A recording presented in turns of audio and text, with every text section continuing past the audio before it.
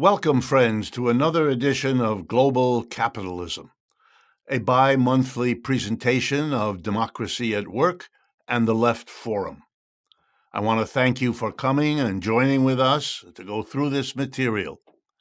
This has been a special month for us because we produced an extra Global Capitalism in honor of May Day a few days ago. This is our regular bi-monthly for May 2024. I want to also mention, before I begin, that you will see during this presentation occasional signs on your screens or something you may hear reminding you of the websites and the donations that we depend on. I just want to direct your attention this time to those because while we try to minimize the financial side of all of this, it still is there. The bills still have to be paid. And for those of you that can help in financing the work that goes into this, please know that we will enormously appreciate your doing that.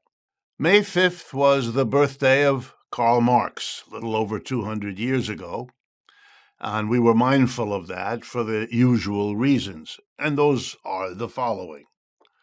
No other theory of how society works is as tabooed, as banned, as minimized as the Marxist approach. There's no support for that out of an intellectual framework. There's no support of that in terms of wanting to understand the world. The Marxian approach is one way of doing that, not the only way. No one is asking anyone to support it as though it were the only way, but to ban it, to make it difficult for Marxists to have jobs in American universities, which has been and is the case at all times in my lifetime, from the day I was born in this country to this moment.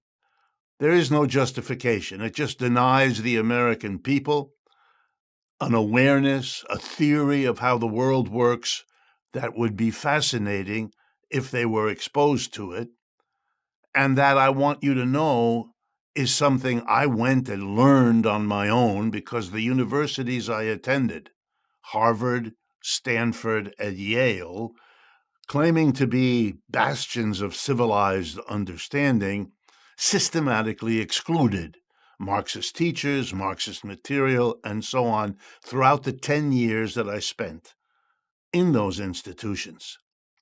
I have learned enormously from the Marxian tradition. I would never deny that. It would be a kind of intellectual dishonesty. But I urge you, all of you, if you have found my presentations, or perhaps my writings, of interest, if you think I've had something to say worth thinking about, then please understand that part of the reason I'm able to do whatever valuable work I can do is because I make use of Marxist theory and Marxist writings and the entire Marxist tradition. That is an important reason for you all, I hope, to pursue some exposure to it yourself if you have not already done so.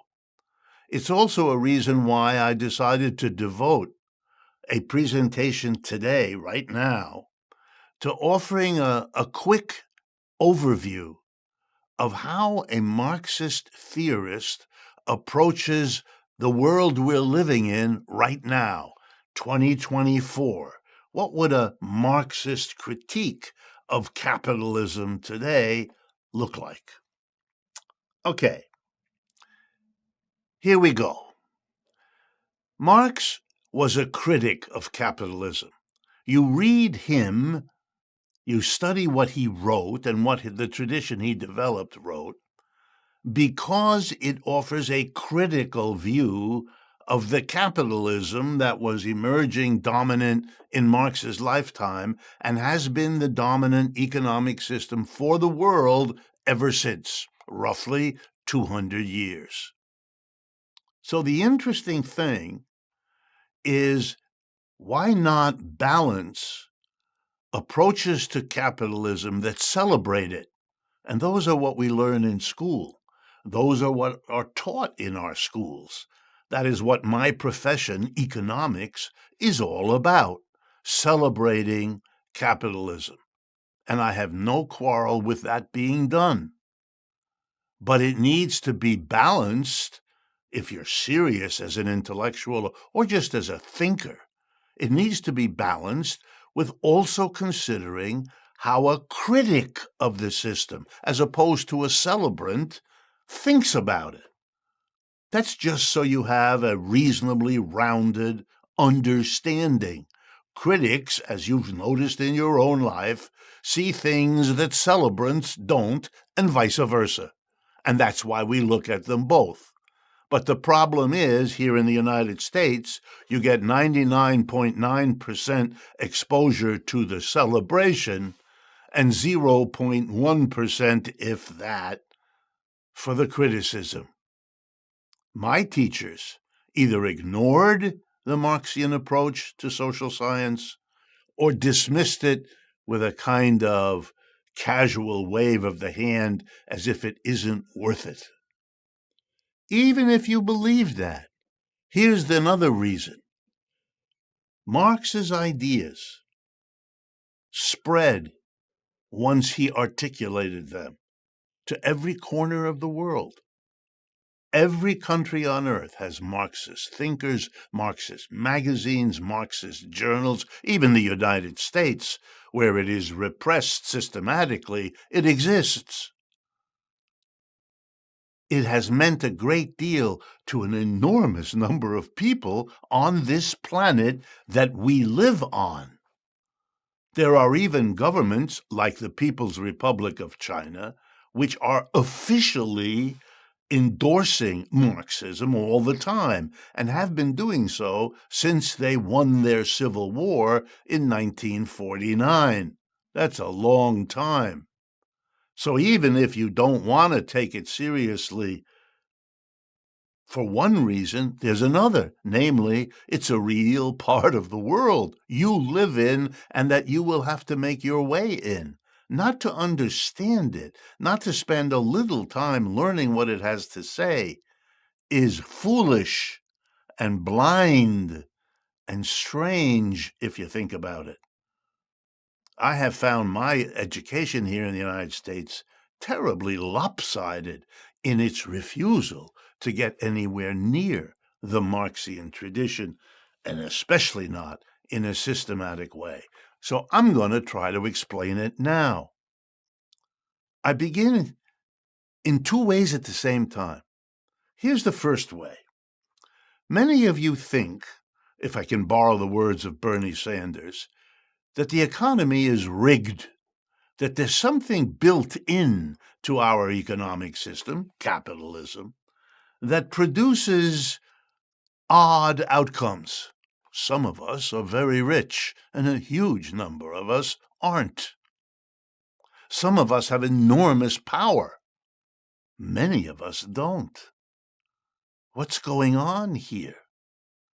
Some of us go to work and make the decisions about the workplace that we give our lives to. Others of us go there and are mainly interested in getting through another day. We have no power at all. We arrive at work, we do what we're told. Our biggest interest is in the money we get at the end of the week so we can go and do something that we actually look forward to. People think the economy is rigged to get those outcomes. But what they don't seem to want to understand is that there's a whole science of how it's rigged and why it's rigged. So that if you are really upset that it's rigged, as I know many of you are, then Marxism is the most developed argument about how and why it's rigged, because it's an argument about the system. It's not going to say it's rigged because these people are bad. That's childish.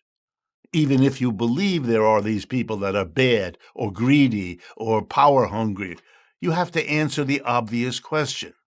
A, why are they that way? And B, why are they in a position to impose that way on the rest of us? The minute you ask those questions, you have to analyze the system that produces those who win in it and those who lose from it, etc. But there's a second way I can get at it. And this is to play on the part of you that is, again, a child. And by a child, I mean an infinitely curious person, having been born into the world, is looking around like all babies do to understand, who are these people? What are these lights? What is this food? What's going on? And think simply. And here we go. Every production of a good or a service that we all depend on, the clothes we're wearing, the food we're eating, the transportation we rely on, the home in which we live our lives, all the goods and services that together make up what we depend on as human beings, literally to survive, but also to grow, to laugh, to love, all of that. All of the production, think about it. Most adults spend most of their adult time, 5 out of 7 days, the best hours of the day, at work, doing work. At home, in the workplace, in the enterprise, in the larger community, it varies. But production, work, is a central activity in all societies of human beings, as far back in history as we can count. And what can we say about that? Well, we can say with Marx that human beings have arranged work, this crucial central activity of the adult population for which the youth are being taught their role as they grow into those adult life situations. We know that they have been organized differently. For example, in a slave system which has existed in different parts of the world over the millennia, including here in the United States, as we all know, in the early years of our country's history, culminating in a civil war over the question of slavery. In slavery, we organized production by having a few people be what we call masters, and the people doing the work be slaves. The slaves produce output, and then what? All of it belongs to the master. Why? Because the slave himself or herself is also a property of the master. And so everything the workers produce is the masters, who then decide whether and how much they give back to the slave so that the slave can survive and keep working. What a remarkable arrangement. We got rid of that as a human race. We don't have slavery anymore. The 13th Amendment of the United States outlaws it. We don't want it. Of course, the 13th Amendment does allow it in American prisons, but that's another story. Then there's another system called feudalism. Feudalism doesn't allow some people to own others. Completely different. Work gets done. The vast majority of people are working, but they're called serfs. And they're controlled by a tiny number of people called lords. That's a completely different system. No slavery. What the serfs produced, part of it anyway, they kept. Another part, they turned over to the lord. And then we have capitalism. And that's, Marx said, yet another way of organizing production. It's different from slavery. Nobody can own anybody. It's different from feudalism. Nobody is anybody's serf. Nobody has a subordinate relationship to a lord. The very words, lord, serf. No, in capitalism, we have a different arrangement. One group of people, employers. Another group of people, employees. And you know how they get together to undertake production? By a deal, a buying and a selling deal, a market transaction. The employer buys the ability to work from the employee. Employee can't sell himself, that would be slavery. The employee sells their ability to use brains and muscles to do work. And the employer says, that's what I want from you. I want to buy your ability to work, your labor power. I want you to come at 8 o'clock and stay until 5 and work 8 hours and take a break here and there. You know the arrangement. You're used to it because you live in that system. You're used to selling your ability to work. Would have struck a slave as bizarre. The slave couldn't sell anything because he was the property of somebody else. They didn't buy and sell. Slaves were not bought and sold in terms of their daily work. They were bought and sold as animal people. Serfs, the same thing. Serfs didn't sell their ability to work.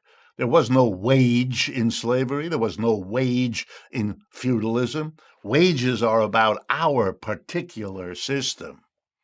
The wage system, it's often called, for that reason. But notice the similarity. Masters were a minority, small one. Lords were a minority, small one. And employers are a minority in capitalism, a small one. The vast majority of people were slaves in slavery, serfs in feudalism, and employees in capitalism. And right there is a huge inequality, which we're going to come back to.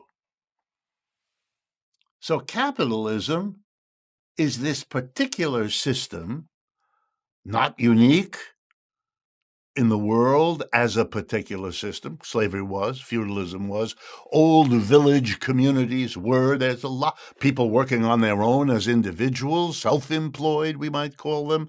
They don't have an employer-employee dialectic or relationship because there's only one person who's both. What can we say about this capitalism that gets us to where Marx wants us to be? Here's a way. All production looks as follows. There's a bunch of stuff produced in the past that we need to carry on production now. We need raw materials, tools, equipment, a place. I'll use an example. Suppose we are producing, wooden ladders. Well, we need timber, raw material, wood. Then we need tools and equipment, hammer, nails, saws, you name it, and a workshop where it all can take place. And then we know what? We know that in every production of every good and service, after you buy the raw materials, tools, and equipment, whoever you are, work is going to be done. Labor is going to be done. You're going to transform the wood using the nails, the hammers, and the saws to produce a finished product, the wooden ladder. Whether the finished product is an ice cream cone or a wooden ladder or a software program, that's really beside the point, because every one of those uses raw materials, tools, and equipment, transform them by labor into a finished product. Now, here's what you know, even though you may not have thought about it before. You know that the stuff done in the past, using my ladder example, the wood, which had to be found in the forest and cut down and processed, cut up, maybe treated with some chemical, whatever. You know that that wood, that raw material, is the product of labor. The trees don't come by themselves. Labor is involved in producing the ready-to-use pieces of wood. Labor likewise made the hammer, the saw, the nails. They're all the products of labor. And the person now, the worker now, who works on the raw material with the tools and equipment is adding more labor. That's what transforms wood into a ladder. That's what transforms pieces of paper into a finished document. That's what transforms milk and sugar and flavoring into the ice cream cone. So when you think about it, here comes the punchline. Labor is the crucial item. Labor is what makes everything. But now we come to the employer, and the employer says something marvelous and magical to us. The employer says, no, wait a minute. I own the lumber. I own the tools and equipment. I bring them to the production site, to the factory, the office, the store. The worker only adds labor now. I'm the one who brings the capital, general word for all the stuff I already own if I'm the employer, because that's why I'm called a capitalist, because I own the stuff that I bring, the tools and raw materials in the factory. But Marx reacts, you didn't make those things. You may own them, but you didn't make them. It's not your labor that's congealed in those tools, equipment, and raw materials. Somehow, the labor done by the people who made the lumber and made the nails and made the hammer and made the saw, somehow that labor that made them got lost to those people. They don't own it. You do. You didn't work on it, but you own it. They did work on it, and they don't own it. Now, that's interesting. How did that happen? Because you can't be Mr. Capitalist unless somehow there's built into this system some way for the products of labor to come to be owned by people who had no role in making that product. Marx has an answer, which is one of the reasons why we need to learn from what he wrote.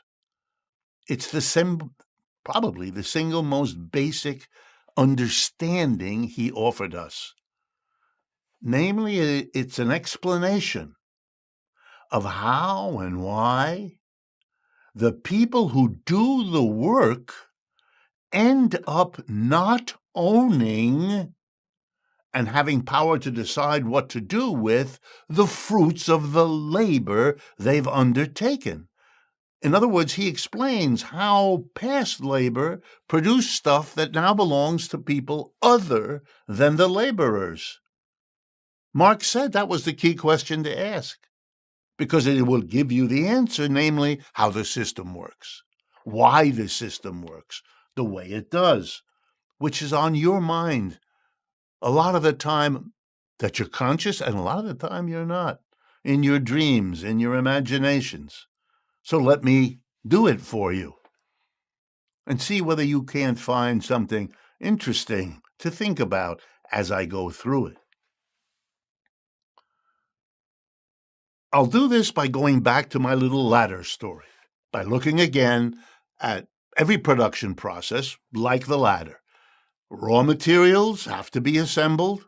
Tools and equipment have to be presented, present, and then a working person, a laborer, uses the tools and equipment to transform the raw materials into a finished product. That's really what economics is about, this production of the goods and services we all depend on. A secondary part of economics discusses how those things get distributed in a society. So first something has to be produced, and then it gets distributed. But ironically, after something is distributed, it is often put into production. The capitalist buys the tools, equipment, and raw materials and puts them into production with the workers that the capitalist has hired. You're familiar with that because you're part of that. Now let's follow the logic. Very, very important. And we're going to use numbers very, very simple. Please do not be dissuaded from listening because there's a little bit of numbers here. Let's assume that the tools, equipment, and raw materials together cost 100 of anything, $100, 100 euros, 100 rupees, it doesn't matter. The capitalist in capitalism, the employer, has to have the money with which to buy the tools, equipment, and raw materials for 100. So our capitalist takes 100 and buys the tools, equipment, and raw materials. The second thing our capitalist then does is hire workers, the ones that do the work, who actually transform the raw materials using the tools and equipment into the finished product. The capitalist does not do that. It's only in rare, exceptional situations that are very small as a part of our economy, where the capitalist participates in some way in actually doing the work. Capitalists like to tell you how hard they're working, and that's very nice. But if they're working hard, it's at running all of this, not at doing the work of all of this, as most of you know. Now, let's assume that the workers during the week add value to the tools and equipment and raw materials, which is, of course, what they do. Their labor transforming the wood into a ladder adds value. The ladder isn't worth 100. That 100 is already in the ladder in terms of the tools, equipment, and raw materials used up in making the ladders. The worker who makes the ladder adds value, adds to what's in that ladder relative to what was in the tools, equipment, and raw materials. And again, to keep it simple, let's assume the worker adds 100 worth of value. So we know what the ladders will be worth. The 100 worth of tools, equipment, and raw materials used up in producing the ladder, plus the human labor right now, done to make that transformation happen. The value of the ladder is 200. 100 tools, equipment, and raw material, plus 100 value added by workers. Okay, we know what the capitalist does in our system with the ladders. The capitalist sells them. And we're going to make the simplifying assumption that the capitalist sells them for the value that's in them, 200. And now follow me. When the deal is done, when the capitalist has sold the ladders for 200, he takes 100 out of the 200 and replaces the tools, equipment, and raw materials that were used up, so he can continue to be in the ladder producing business, or whatever business he might be in. Okay, he sold the ladders for 200. He used up 100 of those to replace the tools, equipment, and raw materials. Now, what is he going to do with the other 100? Well, we know that there's one thing he has to do. He has to pay the workers he hired. Because if he doesn't, they won't come back. And if they don't, he can't produce ladders. So the only way this system works is if the employer takes a part of the 100 left after selling the ladders for 200 and using 100 to replace the tools, equipment, and raw materials. The capitalist has got that 100 left, and he's got to give some of that to the workers he hired if he's going to continue in business. Well, now, watch the bouncing ball. He could give them, and many of you, I think, imagine he might be able to give the workers the 100 he has left over.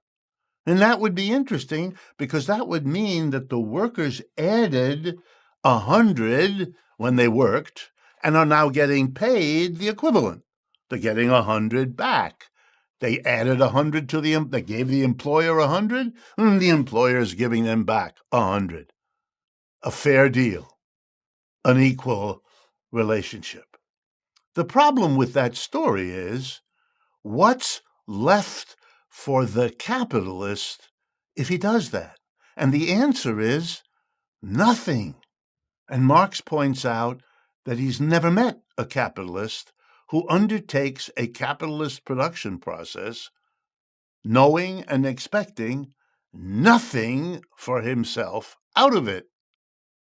That's not the way the system works. And indeed, if you talk to any capitalist today, they'll tell you they're in business to make money. They want to get more into their hands than it costs them to undertake the process. They want a profit, don't they?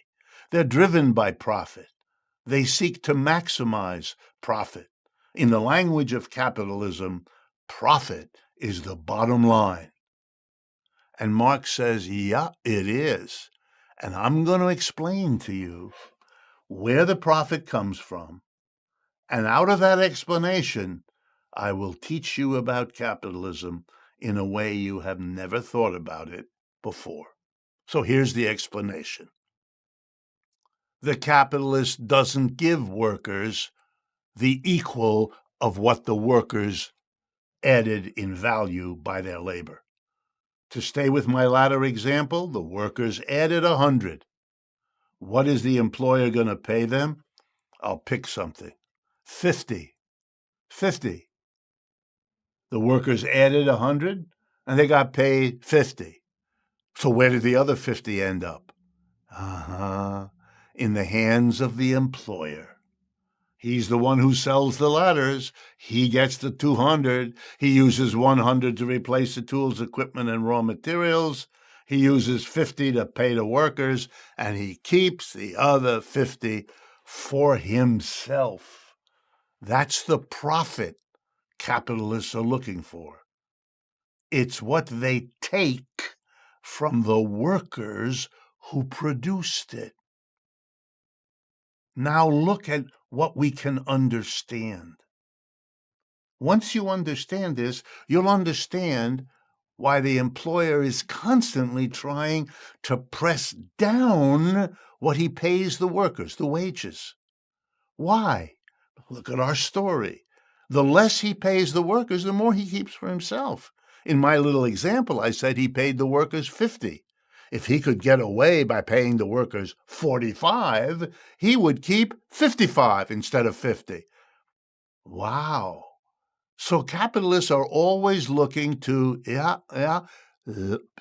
spend less on workers, lower the wage bill, economize on labor costs. They have a lot of ways of saying it, but it's all the same game. And you know how society is shaped in this way. I'll give you 3 examples from today of the United States and around the world. Capitalists are busy firing workers and replacing them with machines.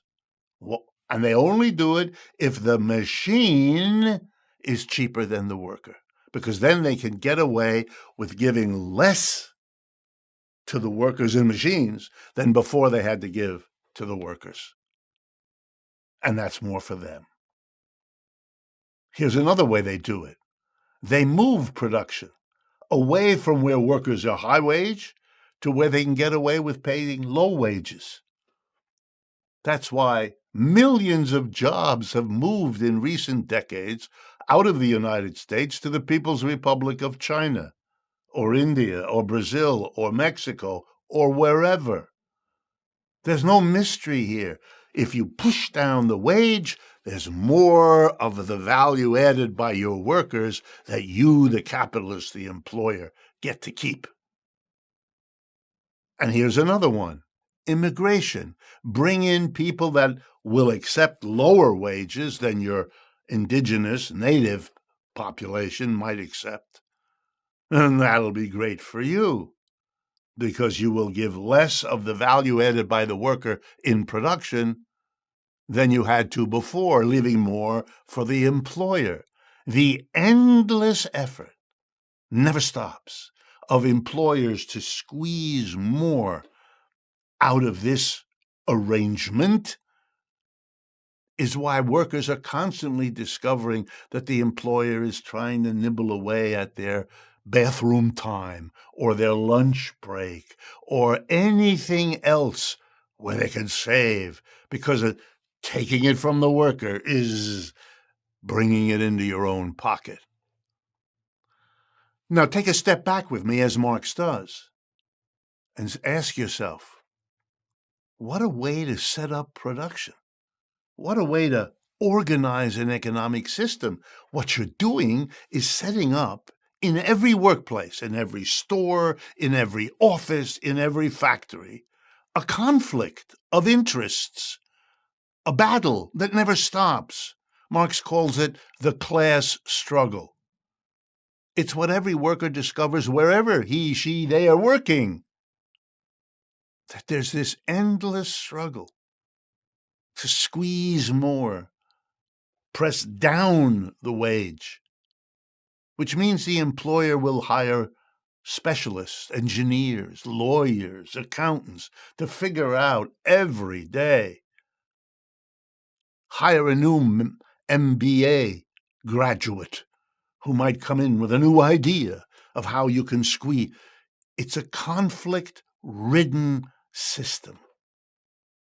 And in that conflict, the employers have the upper hand most of the time. What do I mean? Well, they take that difference, the difference between the value added by their employees and the wages they pay to those employees. That's their profit.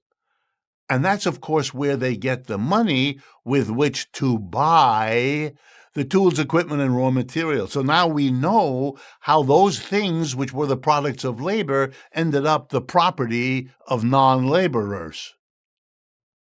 It's the people working today who produce the profit taken by the employer that enables them to be the capitalist in the first place.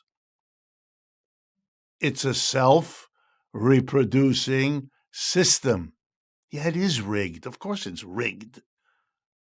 You now understand how it's rigged and why it's rigged this way. Capitalists have the need to do this. They have to worry that there will be people stop buying what they produce because tastes change, because some other capitalist is able to offer a better product or a cheaper product or both. Car companies producing gas-powered cars are confronted by Tesla and electric cars. How do they survive? They have to have as much profit as possible to go and either produce electric cars themselves or come up with some new development. Capitalists are always worried. They'll be outcompeted, if you like. And so they want more profit. Sure, it's also to live luxuriously, which they do, take a lot of that profit for their own personal consumption. But they're driven by more than that. They're driven by the competitive situation that everything is always insecure. There's always some other capitalist trying to grab on to an opportunity to profit at their expense. So it's driven not only by the conflict between capitalists and workers, but by the competition among the capitalists. That's why it has this driven quality, that no matter how big it gets, it needs to get bigger. No matter how rich the employer gets, it has to get richer. It's a kind of crazy system. It's not just rigged in one way, but it's also driven in a kind of crazed manner. That's why many religions know that there's something wrong with a system in which the real almighty is the almighty dollar. The American example of capitalism being the dominant one for the last 75 years. The consequences of a Marxist understanding of production are incredible. They give you something to think about. And let me give you just a few examples. Number one, inequality. This is a system that breeds inequality. The workers are many. They're producing a profit received by a few. Employers are few. According to the U.S. Census, employers are 3% of our population. All the rest of us are not employers. Most of us are employees. So we have an arrangement in which large numbers of people are gathered together in factories, offices, and stores to produce a lot of value by our labor. We get a wage back, but a large portion of what we produce is kept by the employers, and that's 3% of the people. So yes, they become quite wealthy. They are the 3%. Or if you like, the 1%. It doesn't matter. It's a tiny percentage who become wealthy. Americans these days think about their annual salaries in terms of tens of thousands of dollars, because that's where most Americans are. But then there are some like, I don't know, Elon Musk, or Bill Gates, or Warren Buffett, or Jeffrey Bezos. They count their wealth in hundreds of billions of dollars. This is crazy. You have to go back to ancient slave societies, like the pharaohs in Egypt, when there were masses of slaves who produced enough profit in their system for their masters so that the masters could erect the pyramids as their tombs, because they had all these people that they could put to work in whatever way they thought appropriate. Bezos and Musk, they don't make pyramids. They do something similar. Space programs to see what they can find out in space. Or they decide to own 26 yachts or 50 mansions. Come on. You want to understand inequality. I just answered it. Marx did the work for us. Whatever you want to do about it, Marx explains where it comes from. And there is an implication here that's tough. The implication is, if you really don't like, don't approve, don't agree with the inequalities all around us, rich and poor countries, rich and poor states, rich and poor neighborhoods, you know you grew up in a country full of these extreme inequalities. Marx's message, if you don't want those, if you want a community not divided into rich and poor and all that means, all the bitterness, all the envy, all the jealousy, all the defensiveness, all the violence, then Marx's argument says you got to deal with an economic system. Because if you don't, you'll fail. And what do we know about the last 150 years of American history? We've had repeated efforts to say this inequality is not good for us. This inequality is excessive. And yet, what have we done? We've had a great society program, a war against poverty. They all fail. They all fail. And why? Because they don't dare deal with the economic system out of which this inequality emerges as its product. Marx had a fun line in Capital. He said it's true that capitalism has been productive of great wealth.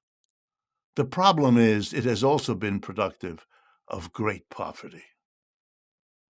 And the worst of it, it reproduces the one every bit as efficiently as it reproduces the other. And that's the problem. You want to deal with poverty? You want to deal with inequality? Well, then you got to deal with capitalism as a system. If you don't, you will not solve the problem. And I leave you with that message. If you don't, you will not solve the problem. And yet we live here in the United States and in many other countries, in places where systematic study and learning from Marx is prevented, is a taboo, is denied, is repressed, which therefore blocks people from understanding that part of any solution to inequality and poverty has to be changes in your economic system, or else you're just not serious. Okay. A second example. The Marxian argument also addresses another basic question people, particularly people who have a little bit of a critical perspective, have asked.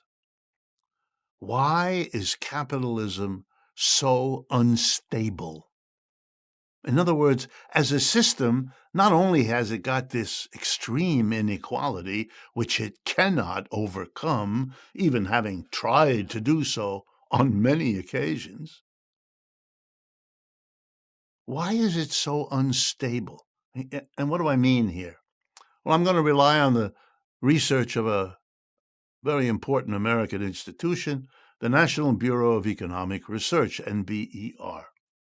They do the very useful service of charting the ups and downs of the American economy.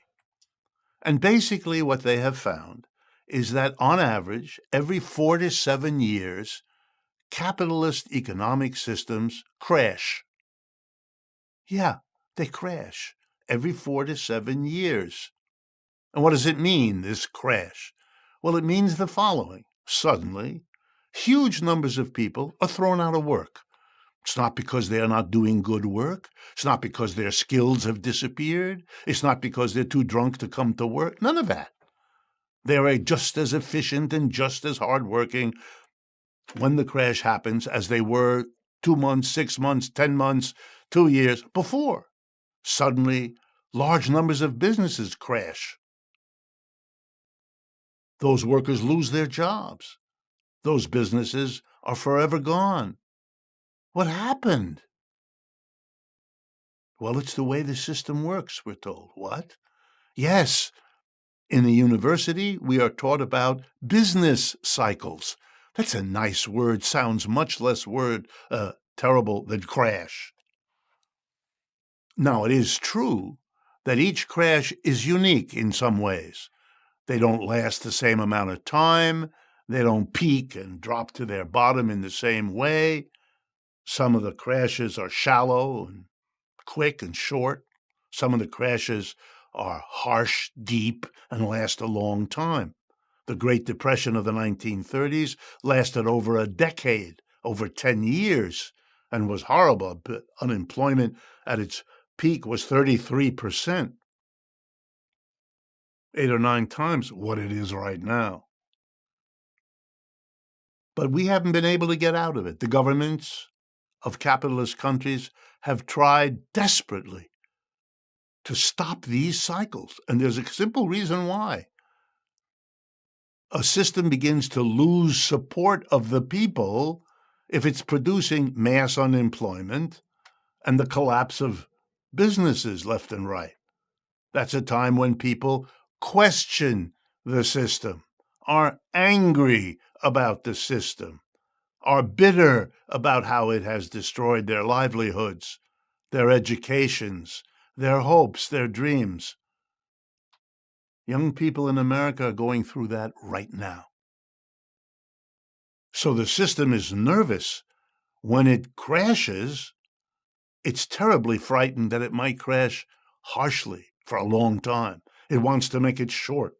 It wants people not to think about it. It wants to distract folks. But Marxism is not in the business of saving capitalism. It doesn't like capitalism and thinks we can do better. So Marxism has said, well, let's take a look. This system is unstable. Any system that crashed every 4 to 7 years would have to have the label unstable. When I teach this in the university, I lean across the podium and I say to my students, if you lived with a person as unstable as capitalism, you would have moved out long ago. And they laugh. And the point of Marxism is to say, you ought to laugh too. You're a member of a system. You participate in a system that threatens you with unemployment every 4 to 7 years. Let's take a look at American history. We've had 3 crashes in this century so far. In the first year, 2000, we had what we call the dot-com crash. In 2008 and 9, we had the subprime mortgage crash. And in 2020, 2021, we had the COVID-19 crash. We can put a different label on each one, but we've had 3 crashes in 23 years, right about the 4 to 7 year average, isn't it? When the crashes come, terrible suffering. Unemployed people are shown, there's lots of studies, they turn to alcohol, they turn to violence in the household, they get more physically and mentally ill. Divorces shoot up, family problems explode, people lose their home, lose their car. You all know. What kind of a system do we have that every 4 to 7 years drops this bomb? Why are there not questions as to what in the world is going on?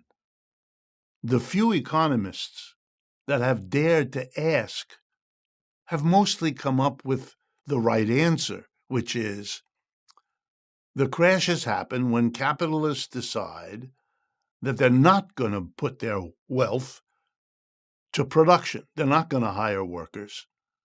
They're going to wait a year or two because the conditions aren't good. The market isn't there, or the technology isn't there, or the workers are demanding too much money, or whatever the reason. It's when capitalists decide to hold back. If they don't hire workers, then those workers don't have an income. And if those workers don't have an income, they can't spend. And if they don't spend, then the goods that were produced by other capitalists can't be sold. And so they lay off their workers, and we get that snowball called a recession. And if it goes further and lasts longer, a depression. So much power is in the hands of the 3% who are employers that their decisions what to do with their wealth shape the ups and downs of the whole economy. In other words, the structure of capitalism produces the instability that everybody, including capitalists, neither want nor can do anything about. And these are signs that you need system change. Now let me conclude. It's all well and good to show that a critical approach to capitalism has much to say, much to teach us. Everything I've just gone over with you is pretty simple and pretty straightforward. It is the core of what the Marxian economics tradition has to offer. There's much more that's been done. It's a very rich tradition, as any visit to a decent library will show you. And I urge you to do that. Learn about it. It'll only make your thinking about the world sharper, clearer, more comprehensive, and basically more adequate to the crisis we are now living through, which is a crisis of capitalism yet again. It's a little different this time because the crisis of capitalism is felt more in the old places where employer-employee capitalism has existed. Western Europe, North America, and Japan. Those are the places where capitalism is in deep trouble. Younger capitalism, where the employer-employee relationship is newer and is being shaped more by the government working with the private sector rather than by the private sector pushing the government away. And I'm talking here about China, India, Brazil, and so on. They have less of a crisis. They're on the upswing. We have more of one because we are on the down. And that, too, is an application of a Marxian approach. But are there alternatives? Is there anything else? Or are we stuck with this system? Is the message really resign yourself? There's nothing better than you that you can get? Well, luckily, people in the past didn't believe that. The people in slavery fought hard, felt they could do better, and in the end, they did. And people in feudalism, those lords and serfs, there were plenty of them who were resigned, who were happy about it. But there were enough who were critical. that they could and would do better. That's how we have capitalism, because people fought to do better than slavery and to do better than feudalism. Well, what is the Marxist tradition about? It's about people who felt and who feel that we can do better than capitalism. We don't have to have a system that produces extremes of wealth and poverty. We don't have to have a system that's unstable and all the other things I don't have time to go over with you now. And what would the better system be? Well, it's kind of obvious, although Marx never spelled it out. He made a few gestures in that direction. He was a critic of capitalism. That was his project. That's what he devoted himself to. And that's what Marxism is mostly about. It's not about speculations of the future beyond those implied by the critique of capitalism. And here's that one. We don't need employers and employees. We can learn from the past of the human race. There were always, thousands of years ago, hundreds of years ago, 10 years ago, there were always people who didn't want to, who refused to participate in slavery, in feudalism, or in capitalism. And one of the ways they did that was to organize production in a radically different way. No master, no slave. No lord, no serf. No employer, no employee. Instead, the workplace should be organized as a democratic community. The workers together decide, one person, one vote, what to produce, how to produce, where to produce, and what to do with the output. There don't have to be employers and employees. We are a community that can assign work tasks, divide up the product, divide up the income amongst ourselves. True, we wouldn't give a few people billions, whereas the mass majority are worried about whether they can get their kid to college or put food on the table. We wouldn't do that. That's why we don't want capitalism, because it does that. The alternative, whether you call it a worker co-op or a collective or a commune or a democratic community, it's all the same gesture. We can do better than capitalism because there are alternatives. There always were alternatives. The human race has experimented with some of them. And that basic human quality of enjoying its environment, but also retaining a critical eye, that's what makes technological progress. But that can also make social progress. And that's what Marxism, in all of its better incarnations, has always been about. You can learn from this tradition. Willfully keeping away from doing that is imposing on yourself an ignorance that will not help you or anybody else.